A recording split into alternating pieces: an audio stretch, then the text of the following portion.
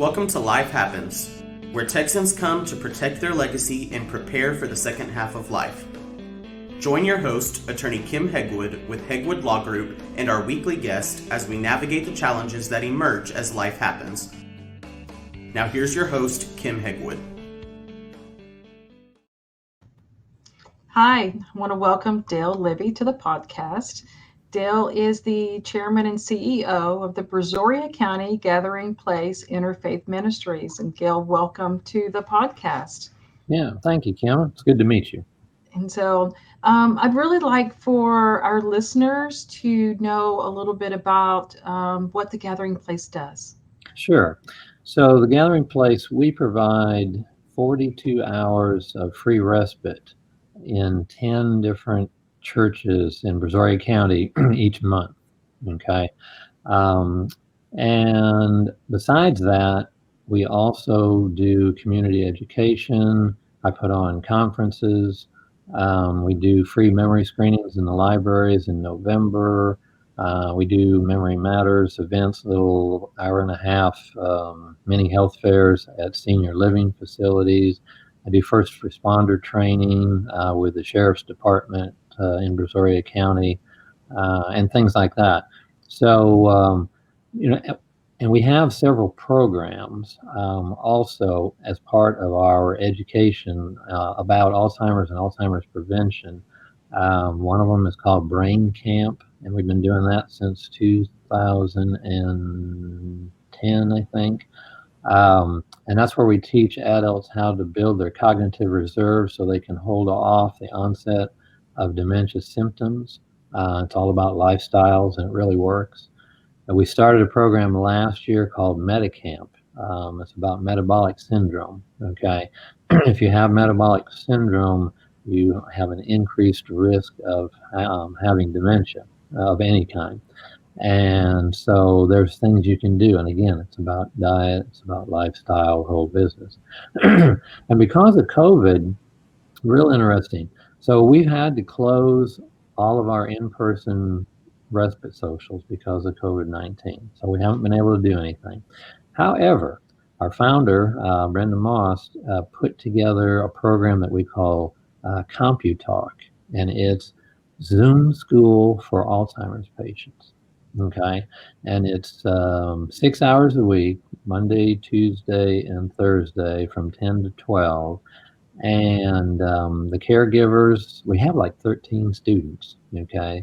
And the caregivers, get their computer set up for their loved one, and we do music, we do memory retrieval. They even do crafts. We have a lady that actually does crafts on Zoom for our people. Wow. And we provide all the materials. So we have some volunteers that deliver the materials to the different participants.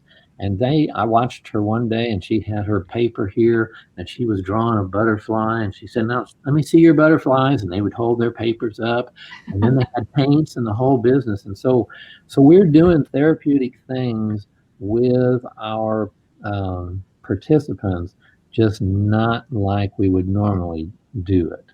So not everybody can participate because not everybody has a computer with a camera and a microphone, okay? But the ones that do are having a great time. And so it's been wonderful. And we're working at getting our in-person gatherings back. In fact, yesterday we had one with 6 participants and 6 volunteers, and had them all at separate tables and kept them spaced apart and the whole business, and it worked out. Okay, but it's a new world, and we're trying to get used to it. But we miss our participants, and they miss and their caregivers miss the heck out of us too, because this is 4 hours at each one of these things. So 10 of them a month, and it's free. We don't charge nothing. Yeah. Okay. Yeah, that's amazing. That's why I wanted my listeners to be able to learn about what you did and how impactful it is for the seniors that have had those kinds of diagnoses. And so we talk to caregivers a lot in my office about taking care of themselves and getting respite and making sure that they stay healthy, because a lot of times the caregivers don't take care of themselves. Mm-hmm.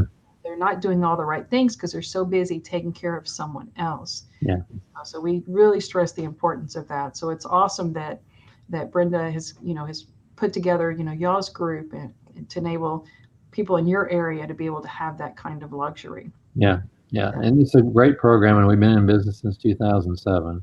And then all these other programs that I was mentioning have just come on over the years as we've been able to develop them. So yeah. And so, well, that's amazing.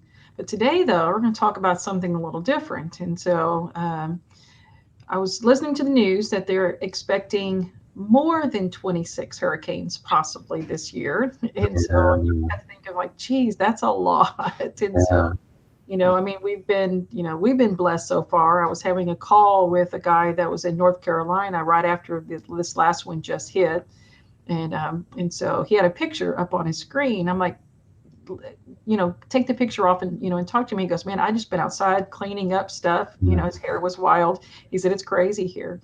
And, but I know they had the almost one right before my grandfather passed away. It's the one that we set on the freeway back in 2000 and oh God, 2006, where it took hours and hours and hours to get that. My grandfather was part of that ordeal, so, Sorry. And it was a nightmare. So talk to us about better planning, something that we can do better for our seniors in the event that a hurricane actually hits our area. Yeah. So one of the things that Brazoria County they do every year, but again, COVID got them this year, is had a hurricane exposition. And so we would have a table there, and we have a sheet that Brenda put together right after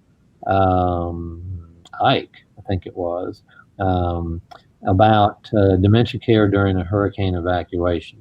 Okay.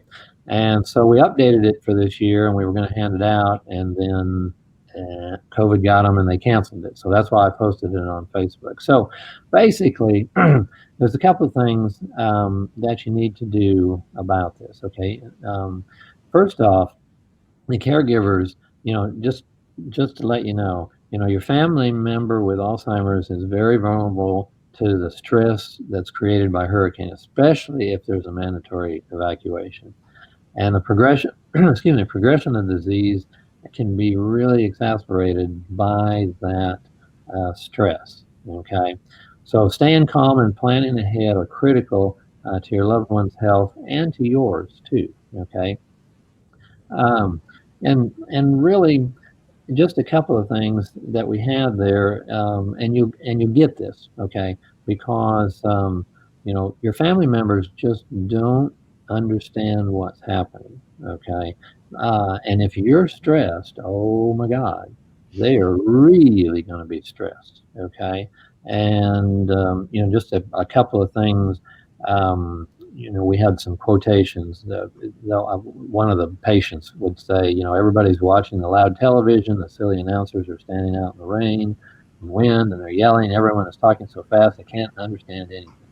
So you need to keep them calm. You need to keep yourself calm. Okay, and that's difficult. I've been through this. Fortunately, my wife. Okay, so the last one we had to evacuate for was for Ike, and she didn't have a diagnosis yet, and she actually was able to drive herself up to Dallas to our daughter's house because I was on hurricane evacuation duty, and then I went there and met her. But after that, whenever these things come along, everybody gets really stressed out, and you need to stay calm, okay? And the way you stay calm, okay, is really the next topic, and that's about making a plan, okay. And so you need to prepare by becoming knowledgeable, okay. So by planning and coaching your family in advance, an evacuation won't be as difficult for you or as harmful for your loved one, okay. And we're going to talk about that a little bit, but let me just also say that if you plan to stay instead of evacuate, okay, make sure you stock up on comfort items, okay, activities and foods that'll keep your family member and help your family member deal with the violent weather. Okay, and even if you're inland, okay, I mean, I live about 8 miles from the Gulf here. But if you're inland and you have a generator, make backup plans to ensure your safety. Okay, so so what about? Here's another thing. This is a real good one. I never did this, but again, I wasn't in that situation. But this is a real good tip. So if you do evacuate, and really, this is actually a good tip anyway. Okay, take a photo of your family member with your cell phone every morning right after they get dressed. Okay, that way you could use that if they get lost. Okay, because honestly, 60% of Alzheimer's patients wander. Okay, my wife wandered off one time.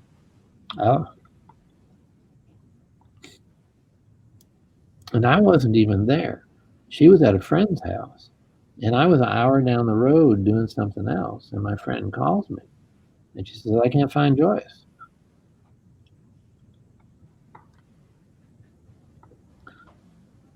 And I said, "What do you mean you can't find her? She's at the house with you." And she had wandered out. My friend had fallen back asleep. She had gotten up, wandered off down the street, and I mean, she called the cops. They had the dogs out, the whole business, and luckily she wandered back.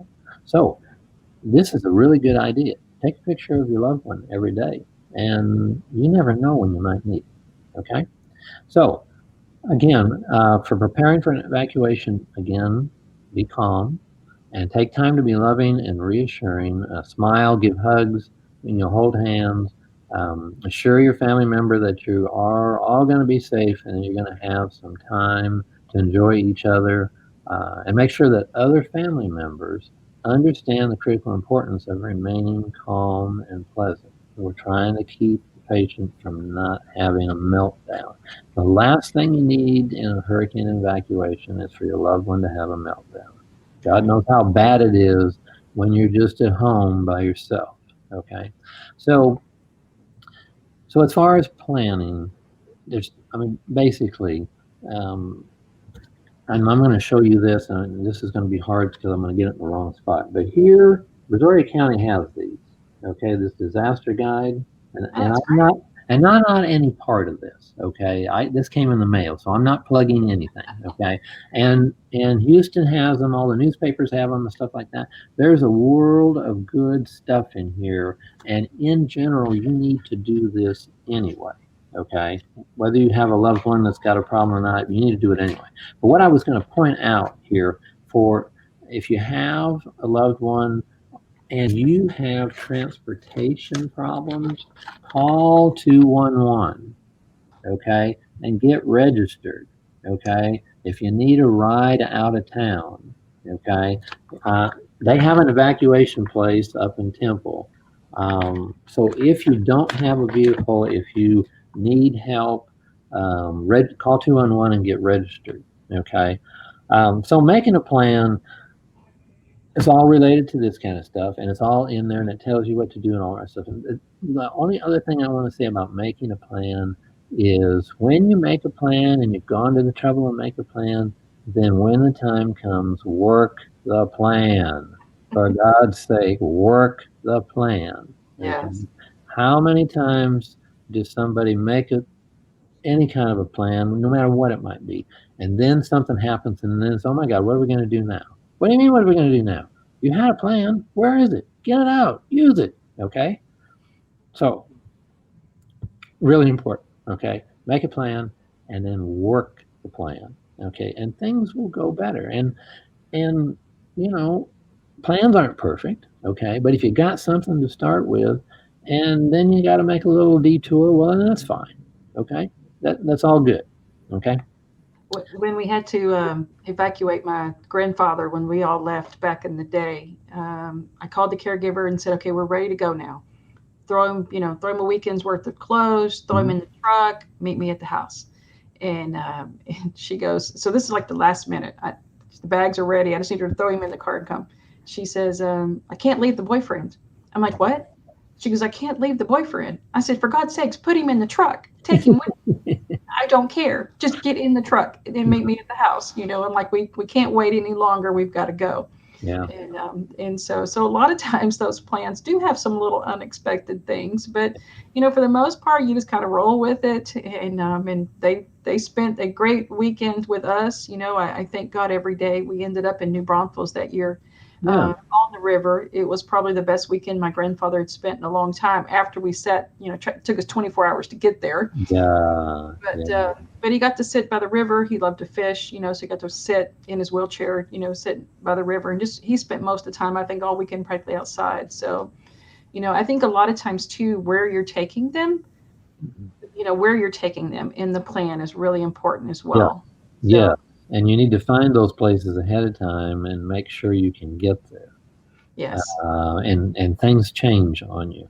You know, so what we've talked about is about, you know, you've got your loved one at home and you're going to go do this. Okay. Now, my wife spent almost 5 years in a nursing home. Okay. And that's another story. So if your loved one is in a facility, you know, in the old days, the facility had a location that they were going to go to, and they had their vans and stuff like that, and they would haul the people. Well, in the last few years, it's become very difficult for facilities to get guaranteed transportation that's going to show up and to have a nice guaranteed place where they can I mean, we're talking people from a nursing home. Okay. My wife was in the nursing home. Okay. She didn't walk. She was in a wheelchair.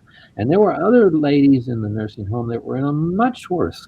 They were bedridden in the whole business. So if your loved one is in a nursing home,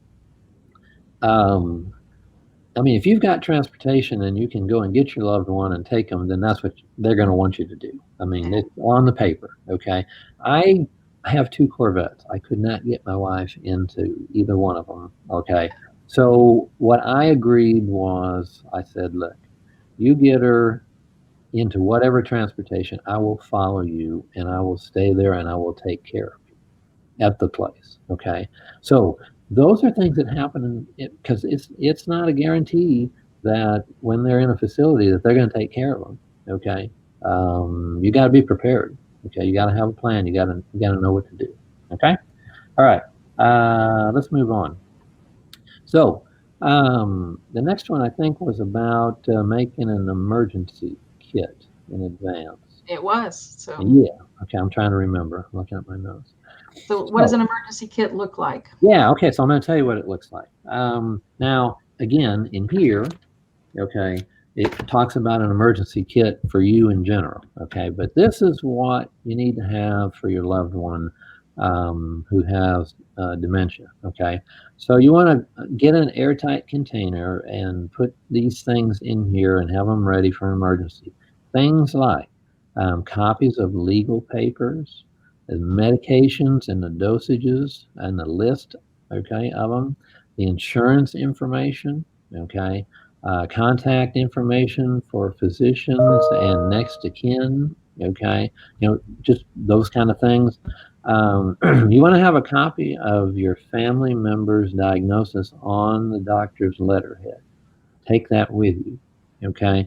You may need to show it to somebody. Of course, it depends on how far along your loved one is. But anyway, it doesn't matter. Take it. That way they know what the situation is. Be sure to have extra medication and incontinence products with you. Okay? Yeah. Don't leave home without it. Okay? That's all there is to that. and whatever toiletries and things that you need. You need to have access to your medical records. So if you have some of that stuff with you, or you know where it is, and you know how to access it, things like that. Okay. And then for the loved one, you want to make sure you take some favorite items. Okay. A pillow, a teddy bear, picture album, blanket, whatever it is that they hang on to. okay, and they all hang on to something, okay, Yeah. and of course snacks. Got to have snacks, okay. Yeah. Yeah, you got to have snacks. That's for sure. Um, and be sure to have several sets of comfortable, familiar clothing. Okay, you know, some patients wear the same clothes every day and every day. You know, for a while before my wife had to go to the nursing home, I couldn't get her to take her jeans off. I mean, she'd sleep in them at night. Oh Okay. no. I couldn't get her to take them off. But so make sure you have several sets of comfortable and familiar clothes. And it doesn't matter if it's the same thing over and over. In fact, some people will buy 5 sets of the same shirt just because dad likes this shirt. Well, I don't want him to stink like hell. So I'm going to buy him 5 of them. And when he's not looking, I'm going to wash those other rascals. And then he'll think he's wearing the same shirt all the time. Okay. Yes. That stuff works. Okay. So do that. And then make sure you have some of their favorite music and movies or nature documentaries, things that are calming. Okay, so if you've got a portable DVD player or a CD player or something that you can play music on. I mean, you play music on your iPhone. I've probably got 5,000 songs on my iPhone. Okay, um, and of course you could always play YouTube videos on your phone too, assuming you can get a connection somewhere. Um, but you know, it plays on cellular too, and cellular towers always seem to stay up, so that's always good. Um, and the note here, it says videos of kittens and puppies are usually distracting and comforting. So if your loved one likes cats and dogs, that's another way to do it. Okay, but that's the kind of stuff you want to put together in a kit. Okay, and have that with you, and then you'll be ready. Okay, you know, when I checked my wife in at Country Village, I had to get one of those, I don't know, 64 quart containers. Great big thing. I hardly got it in the car to take it up. It was so big. Um, and the plan that they had, and they have an excellent evacuation plan. I mean, they know what to do. Was everybody turned one of those things in, and they had a list, and we're going to have this many of this, you know, this many sets of clothes, blah blah, that stuff, and this many diapers and all that stuff, and they would pack all that stuff in there. And if they had to evacuate, they would pack that up with your loved one's stuff and throw it on the truck, and it would be ready to go. Okay, well, that's what you need to do too. Okay, and put it in an airtight container, so if it gets rained on it while you're dragging it around from one place to another, everything won't get wet. Okay. Yeah. Anyway, so that's what's in there. Okay, and that's important. Those things are important for your loved one. Okay, and then, like I said, read this and get all the stuff in here for yourself so that you're ready. Okay, and I think the other thing we were going to talk about was about caregivers. Yes. Yeah. Okay. So first off, and you mentioned this at the beginning, um, you know, I've had so many caregivers, and honestly, if if if a caregiver doesn't take care of themselves, depending on their age, okay, so let's just say that your loved one is 80 years old and the caregiver is 80 years old, okay. If the caregiver doesn't take care of themselves, doesn't get some respite, doesn't have a break from it, okay, lots of times the caregivers die before the patients do. Yes. I see it all the time. So, in general, um, for caregivers, you've got to remember to take care of yourself. You got to take breaks as often as you can. Now, granted, during an evacuation, it's going to be a little tough, but if you have other family members with you, okay, then they need to step up. Okay.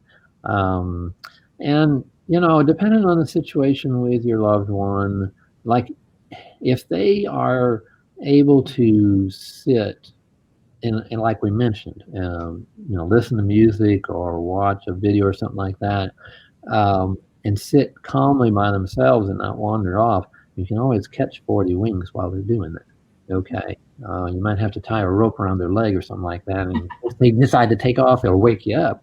But you got to, you know, you got to get a break. Okay. And if you got family members with you, then it's time to step up, and they need to take charge, and you need to go to hit the sack for a while. Okay. Um, and then there's, so while you're taking a break, and if you get a chance, there are some calming things you can do, like yoga or meditation, to lower your stress level. Okay. And it doesn't take a whole lot, and you can do those things. Okay. The other thing is, however you can figure it out, you need to get some exercise every day. Exercise makes all the difference. I mean, I walked 3.5 miles this morning. Okay. And it makes me feel good. Okay.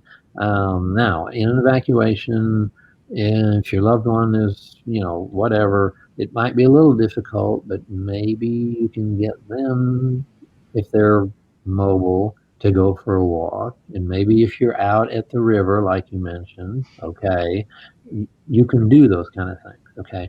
But you can't forget about yourself. I run 2 support groups in Brazoria County and 1 in Harris County for the Alzheimer's Association. Okay. And, being part of a support group is the best thing you can do for yourself. Okay. Yes. And it's really, really important. And a lot of people don't understand that, but I guarantee you the first time they come to one, it's, oh my God, why did I wait? Yeah, I am very, very much an advocate of caregivers taking care of themselves. I do caregiver workshops Yes. to where we talk the things they need to know, and then I really hammer home, you got to take care of yourself. You have to get rest. You have to ask for help. Mm-hmm. Because I watched my grandfather almost kill himself taking care of my grandmother. Yeah. And so, he had a stroke. He wasn't eating well. He was sleeping on a concrete floor next to her because she liked the couch in what she called the sunroom, which was a screened in porch that he did for her when they moved.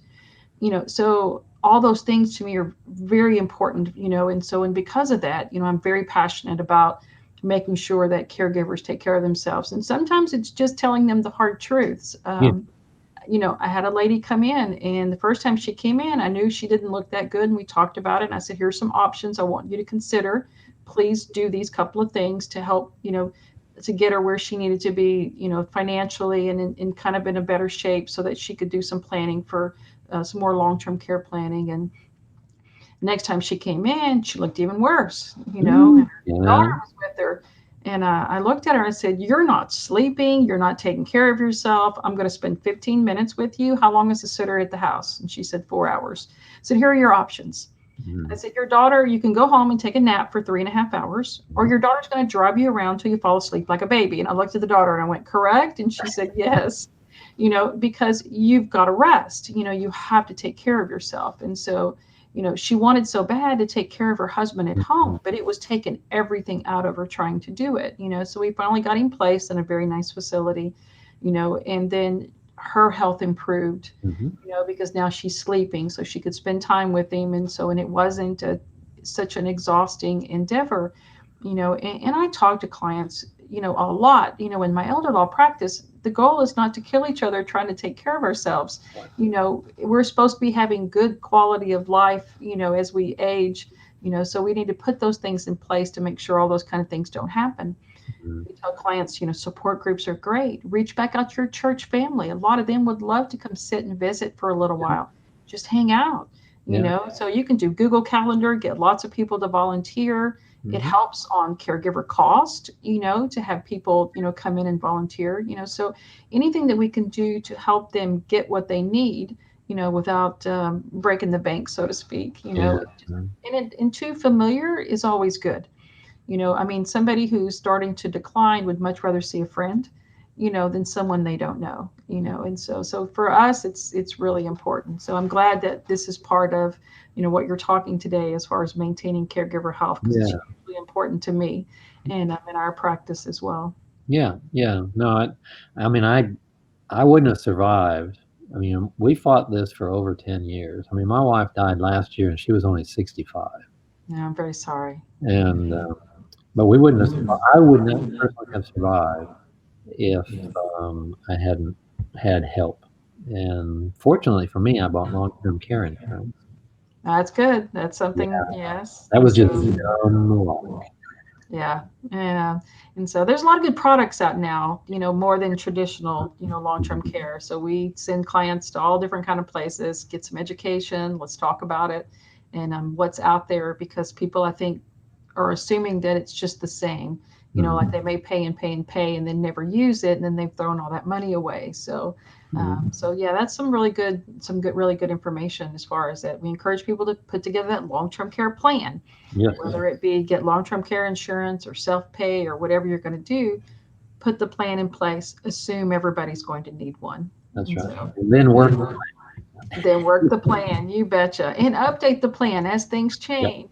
And Yep. so really, really important. And so really, really important. And Dale, I just wanted to thank you so much for coming on to the show today. Is there anything else that you would like to have our listeners to know in regards to what you do and the services that you offer there? Well, we have a website, and it's up on the screen right there, gatheringplacebrazoria.org. Um, and you can go there and see what our programs are all about.